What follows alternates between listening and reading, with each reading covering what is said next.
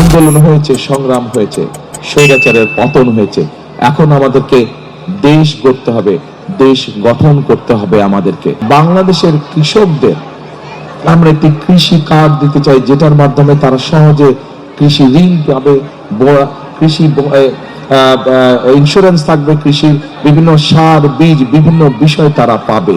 প্রিয় ভাই বোনেরা, আমাদের পাশে যে মঞ্চের মধ্যে বসে আছে, একে চিনেন? আপনাদের পাশে কিন্তু আমিনুল, ওকে ফুটবলার না, ফুটবল খেলতো, তো বেশ, এই যে ইয়াং ছেলেরা ফুটবল খেলতো।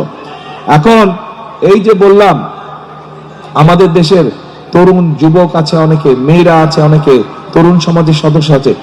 সবাই তো আর কেউ ব্যারিস্টার, উকিল বা যেটাই হোক, ইঞ্জিনিয়ার, ডাক্তার, সবাই তো আর তা হবে না। এদের মধ্যে অনেকে আছে যারা খেলোয়াড় হতে চায়। আমরা দেশের ক্রীড়া ব্যবস্থাটাকে এমন ভাবে ঢেলে সাজাতে চাই যাতে আমাদের দেশের ছেলেমেয়েরা প্রফেশনাল খেলোয়াড় হতে পারে, ছেলে হোক মেয়ে হোক, তারা যাতে প্রফেশনাল খেলোয়াড় হতে পারে, খেলা ক্রীড়া দিয়ে যাতে জীবিকা অর্জন করতে পারে, সেই প্রতিভাগুলোকে আমরা বের করে নিয়ে আসতে চাই। প্রিয় ভাই বোনেরা,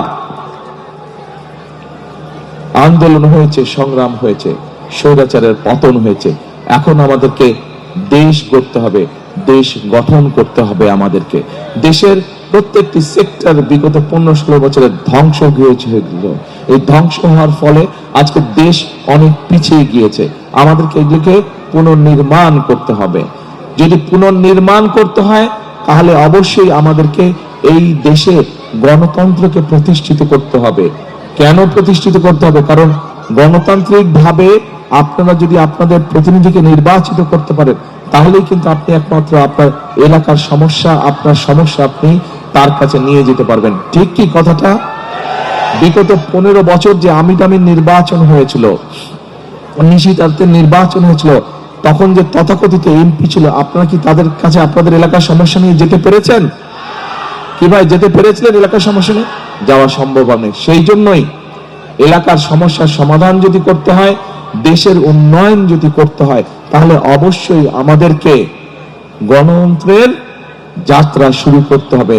আমাদেরকে নিশ্চিত করতে হবে যাতে মানুষ ভোট দিতে পারে এবং ভোট দিয়ে তার নিজের প্রতিনিধিকে নির্বাচিত করতে পারে। শুধু জাতীয় সংসদ নির্বাচন নয়, একই সাথে জাতীয় সংসদ নির্বাচনে যেমন ভোট দিয়ে জনপ্রতিনিধি নির্বাচিত করতে হবে, ঠিক আমাদেরকে একইভাবে সেটি পৌরসভা হোক, উপজেলা হোক, ইউনিয়ন পরিষদ হোক, সব জায়গায় জনপ্রতিনিধি অর্থাৎ জবাবদিহিতা থাকতে হবে।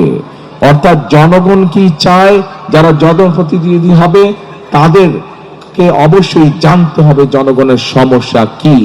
আজকে যেভাবে আমি আপনাদের কাছে সামনে এসে দাঁড়িয়েছি, আমি আপনাদেরকে আপনাদের সামনে থেকে, আপনাদের কাছে থেকে আমি আপনাদের সমস্যা যেভাবে জানতে চেয়েছি, আমি চাই, আমার ইচ্ছা, আমার প্রত্যাশা, বাংলাদেশের প্রত্যেকটি পর্যায়ের জনপ্রতিনিধি আগামী দিন যারা নির্বাচিত হবে, তারা এইভাবে জনগণের কাছে গিয়ে জনগণকে সরাসরি জিজ্ঞেস করার মাধ্যমে তারা জনগণের সমস্যাকে চিহ্নিত করবে এবং সমাধানের তার উদ্যোগ নেবে।